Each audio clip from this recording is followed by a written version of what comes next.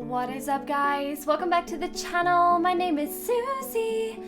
Okay, Resident Evil 7 is done on the channel. My first playthrough is up. I've also done a normal run, which I did yesterday, and I've also done like a quick little speed run because I've been trying to get some of the trophies on Resi 7, just like I do with a lot of the Resident Evil games that I play. Like every series on my channel, well, I say every series, kind of the major ones that I feel like people talk a lot, like for example Final Fantasy, people wanted to know my thoughts and feelings at the end of that game. And I've had a lot of people at the end of my Resident Evil 7 series asking, what did you really think of the game? Like, now that you've had time to kind of process everything and everything is up and you've had a few playthroughs and blah blah blah. And in all honesty, it's gonna be a good review on this one. It's not the best. It doesn't top my love for Resident Evil 3. The Nemesis still has my heart, but it's up there. It's definitely up there as one of my favorite Resident Evil games.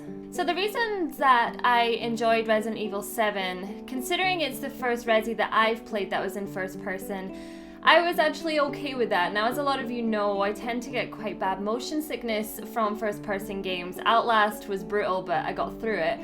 But this game, it wasn't too bad in regards to the first person, because it's quite slow, actually. And I think that that's not a bad thing, because you're in quite an enclosed space. And even though at times in the playthrough I did complain about like maybe not being able to evade as fast, that's probably because of the way I'm playing the game, not so much the game itself. So I'll give it that one, that the first person for me worked.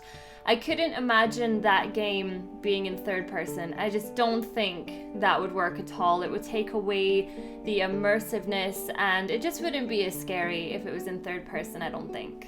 I really like the characters in this game. Now, obviously this video is gonna contain spoilers because it's at the end of my series, but I really have a lot of love for Jack in this game, especially after the cutscene that you get towards the end where he's asking you to free his family. Like, I was nearly crying when I got to that section because I was like, oh my god, like, they're just a normal family that's been caught up in this really bad situation because of Evelyn. And obviously in the trailers and things like that, we were always made to believe that the Baker family were crazy and they were going to be like the main focal point.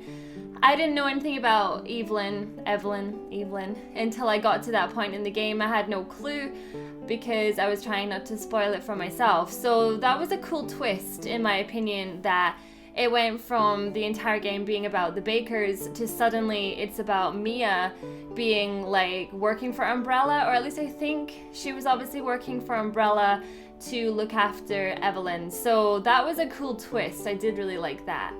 There's been a lot of people saying that they felt the game was too short. On my first playthrough, it said 8 hours, but I had the game paused for quite a bit while I was like in between recording. So I did it in about 6.5 to 7 hours. But typical Resident Evils don't tend to be that long. And I kind of thought to myself when I got to the boat section that the game was dragging a little bit. So there's a few parts of the game, like the intro section with Mia.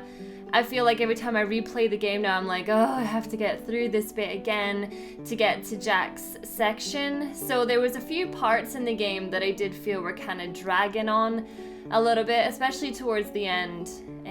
But again, because it's possible to get through this game so quickly, I feel like if the game just ended where you were on that little boat with Mia or Zoe, whoever you chose, if the game had ended there, I think there would have been a lot more complaints with how long the game was. And obviously, considering there's that massive twist when you get to the boat and you play as Mia rather than Ethan and you find out about her backstory. So that obviously was a very key point in the game. But just in my opinion, I felt like the game was kind of dragging on come the end. I like the fact that we saw, well, the ending is funny. Actually, regardless to what ending you get in this game, there's always a scene where they say Chris Redfield in the credits, but Obviously, Resident Evil Vendetta is coming out this year, and I think it's already out in Japan, actually. I think someone tried to spoil it for me already. Chris is in that movie. If you did not know, go watch the trailer. It looks awesome. And that Chris looks nothing like the Chris that's at the end of Resident Evil 7. Now, Resi 7 is based after Resi 6 by a few years. And if you think about the age of Chris Redfield, he wouldn't look like that at all.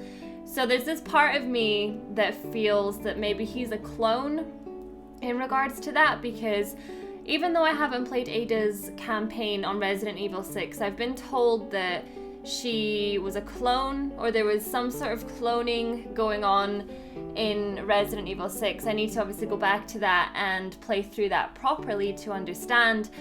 But the fact is that Chris hates Umbrella. Chris, in my opinion, from what I know of him, he would never work for Umbrella. It would not happen. So the fact that this Redfield comes out of the helicopter to obviously come for Mia and Ethan, I don't think it's Chris Redfield, or at least not the Chris Redfield that we know, but I think it's a clone of Chris. And I really want to get your guys' thoughts on that, because there's a lot of people that are like, no, you're so stupid, it's clearly just Chris Redfield, and it's like, I don't know, like there's something else going on with that ending, if you ask me. I like the fact that we got new characters in this game. I honestly believe that if we played as Chris, or if we played as Leon, or any of those characters, it wouldn't have worked. Because I honestly believed like I was dying half the time when I was playing that game, and that just works, you know? You take the average guy, he's in a really bad situation, and you feel for him. He goes through absolute hell to try and find Mia. Towards the end though, I was finding that I didn't really care that much for Mia. In my opinion, she was a traitor, and I just didn't feel that compassion for her, you know? And when I did Zoe's ending and we had to fight Mia towards the end, I was just like, good riddance. Not only did you lie to Evelyn and you kind of had it coming, but you lied to Ethan and you made him go through all of this just for you. And there's a scene actually in the game that kind of bugged me. It's the first scene when you find Mia and she's lying on the bed and you're like, oh my god, Mia. And then you end up having this weird, like, it's not an argument as such, but it's like, if I had just found my wife that I thought was dead for 3 years, regardless to if she was like, no, no, no, that wasn't me, I didn't send it, I'd be hugging her and I'd be embracing her in some way. It just didn't make any sense to me at all. Like, I feel like that part of the writing kind of bugged me a little bit, actually. As I say, if that was your wife, you'd be ecstatic that you just found her, regardless if she's a bit crazy. Let's talk about the enemies in this game. A lot of people saying they're disappointed with the lack of zombies. I will be honest with you, the variety or lack of in Resident Evil 7 did kind of bother me, because the fact is we saw the molded in the demo back a couple of months ago. So I was like, okay, so we've seen the molded kind of like regenerators in a way. So now what? Now what do we get to see? And all we really had was a mutated Jack, which was kind of cool, very Resi 4-esque. We had Marguerite, which was a weird boss. Let's just say that having to shoot her down here was just a very strange boss. So yeah, there wasn't really much variation on the molded, which I was a little bit disappointed in, to be honest with you. The final boss fight sucked. Like, let me just tell you now. I had a lot of ammo towards the end of the game, and I just expected that I was gonna have an awesome boss fight. Like, when I think of the ending bosses in Resident Evil, I think about the Nemesis, I think about the Tyrant, and also I think about Resident Evil 4. Like, that had a really awesome boss fight at the end, and this one was just... It's like they had a week left on the game and they're like, crap, like I really need to put in a random final boss, and just felt like there was so much more they could have done with it. The fact that you can't even move, you can't move around, you can't do anything, so disappointing. Like, I don't know what you guys think about the final boss, but for me, I was left being like, really? Like, that's the boss? Like, the mutated Jack was a better boss. But overall, I give this a pretty high rating. Well, I say high, I give it a 7 out of 10 in my personal opinion, because I feel like the replay value for me is quite low. As soon as I platinum this game, I'm never gonna play it again, whereas I'm still to this day playing things like Resident Evil 3 and Resi 4, even Resi 5, because Resi 5 had some pretty awesome bosses, and obviously I'm doing Resi 6 just now. But as for Resi 7, I can't imagine myself really playing it that much after I've platinumed it, which it's kind of a shame because I've been really hyped for this game. But overall, I had a really good experience playing this. I might do some stuff with VR just to see what it's like, but I'm not going to be doing a separate playthrough in VR. As you guys know, blind in my left eye, so I kind of struggle to see what's going on with VR stuff, and also I'm a big baby. Yeah, I admit it. So I'm not going to sit there and push myself to do that, because that's cruel. So I want to know what you guys thought about Resident Evil 7. I have been reading your comments on my series. A massive thank you for all the support on that series. It's one of the best on the channel. You guys rock. But yeah, let's meet in the comment section, and I want to know exactly what you guys thought about Resident Evil 7 too, and also what you thought about my points, and if there's anything that I've missed you want to talk about, down below is the place to be. So thank you so much guys for watching this video, and I will see you all in the next video. Bye!